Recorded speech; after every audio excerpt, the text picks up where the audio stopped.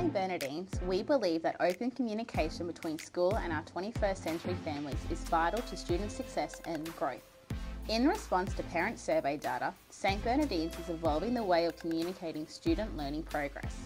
Previously, paper portfolios were used to inform parents of student achievement at the end of each term. Now that all students are back at school, the Seesaw Parent and Family app will allow for ongoing communication of your child's learning journey at school. Parents and carers will be able to view, like and comment on samples of student reading, writing, maths, inquiry and other tasks throughout each term. This will allow parents and carers to gain a clearer snapshot of how their child is progressing. Families will only be able to view their own children's learning.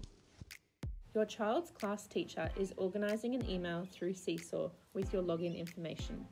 To view your child's work, open the email sent from Seesaw and click either View or Connect to your child's journal. Next, download and open the Seesaw Parent and Family app on your phone or other compatible device and sign in or create an account. You will no longer require the Seesaw Class app, as students will be communicating their learning from school.